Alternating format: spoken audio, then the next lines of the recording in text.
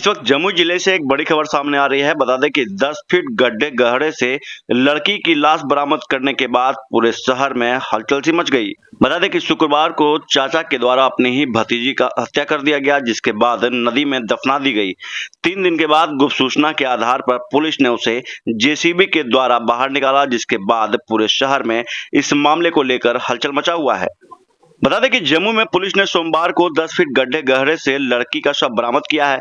Police की जांच में पता चला कि युवती के चाचा ने ही, जिसका नाम बिरबल यादव बताया जा रहा है, अपने 50 साल के दामाद से उसकी शादी कराना चाहते थे, लेकिन लड़की इनकार कर रही थी। इससे नाराज होकर चाचा ने उसकी हत्या कर दी, फिर सबको दफना दिया गया।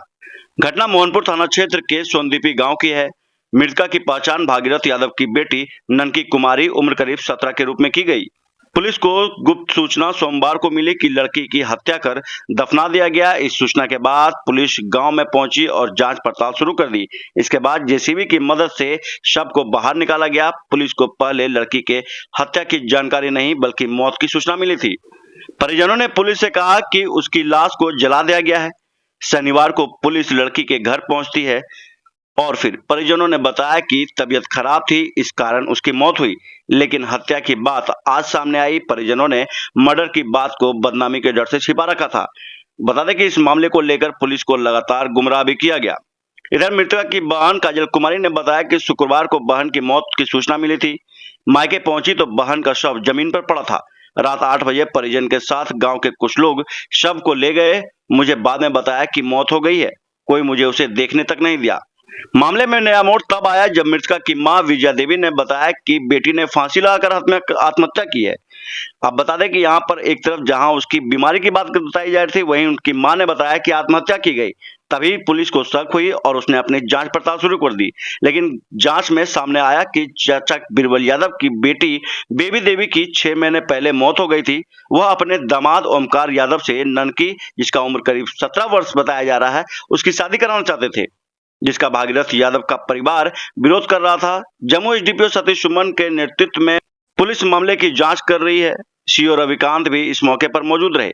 पुलिस के मुताबिक बिरबल यादव ने संपत्ति के लिए बाहर से 2 लोगों को बुलाकर इस हत्या को अंजाम दिया। फिलहाल आरोपी मौके से फरार है। मृतक के पिता भागीरथ यादव ने बताया कि 2 बजे घर पहुंचा तो देखा मेरी बेटी की मौत हो गई है, उसका मर्डर कर दिया गया था। मुझे अपने भाई पर मर्डर करने का शक था। वो अपने दामाद से मेरी बेटी की शादी कराना चाहता था। उसे लगता था कि शादी कराने से जमीन उसके नाम हो जाएगी। हम शादी नहीं करना चाहते थे। मैंने शादी से साफ मना कर दिया।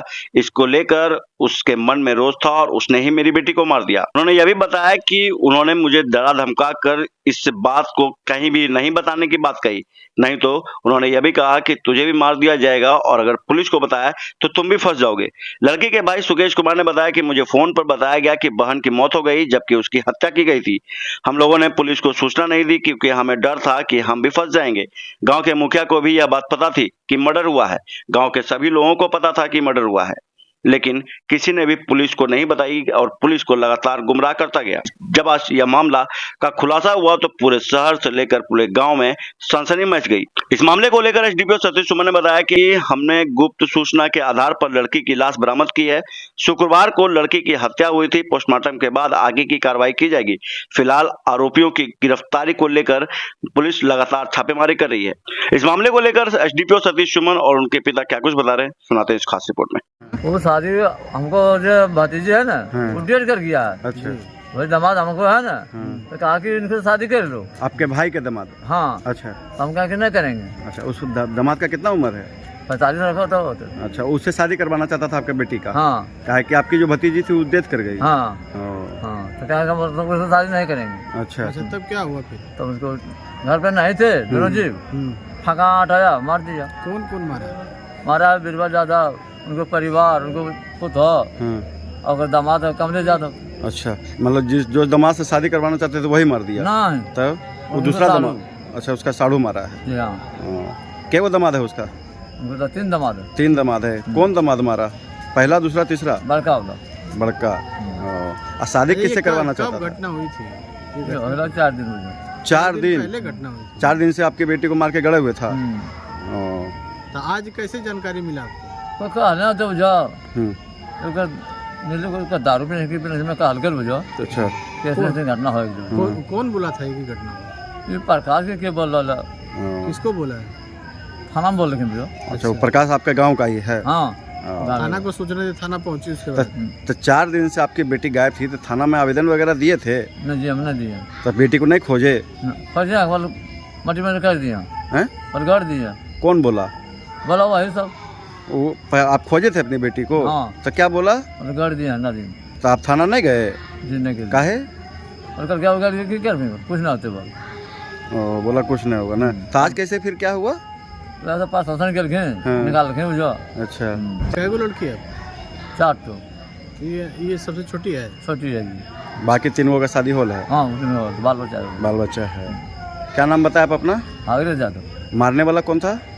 कमलेश यादव और एगो बीरबल यादव हाँ, एगो ओकर परिवार हाँ और एगो ओकर पुतौ बताओ। आप तो जब इसको मारा था तब आप लोग कहाँ थे? गांव थे कौन गांव में? गाय चरा रहे थे? गाय चरा रहे थे। हाँ। हाँ।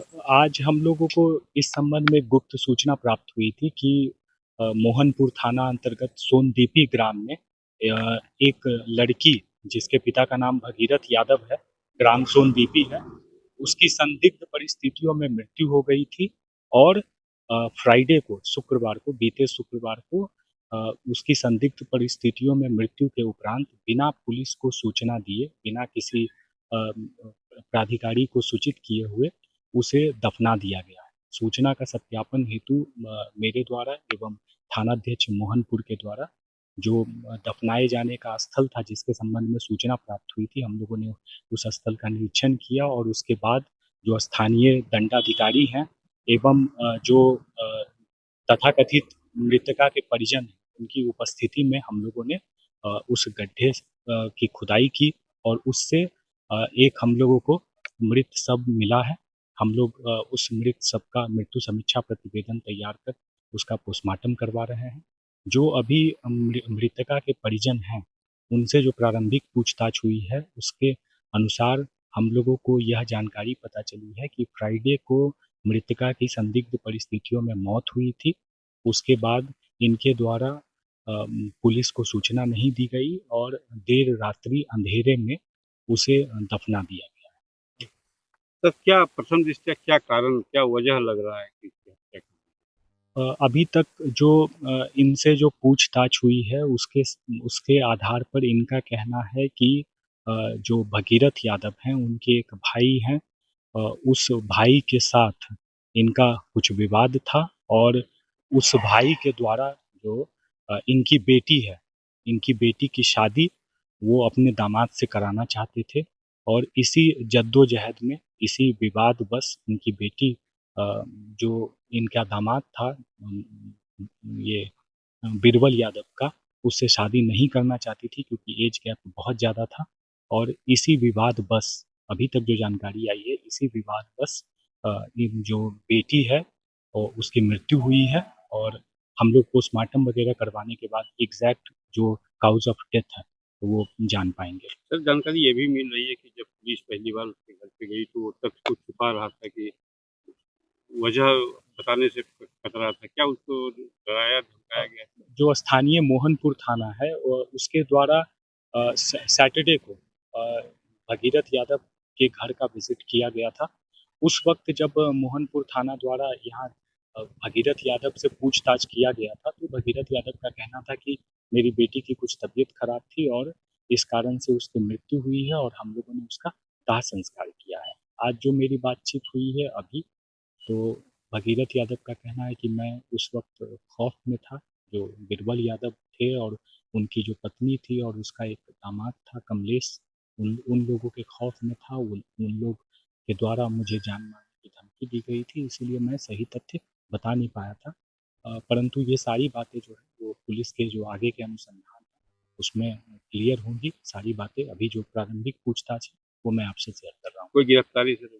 अभी तक तो नहीं। हम लोग अभी फिलहाल जो डेड बॉडी है उसका पोस्टमार्टम करवाएंगे और इस मामले में विस्तृत जानकारी के लिए कई पहलुओं पर जानकारी इकट्ठा करने के लिए लोगों से पूछताछ कर रहे हैं।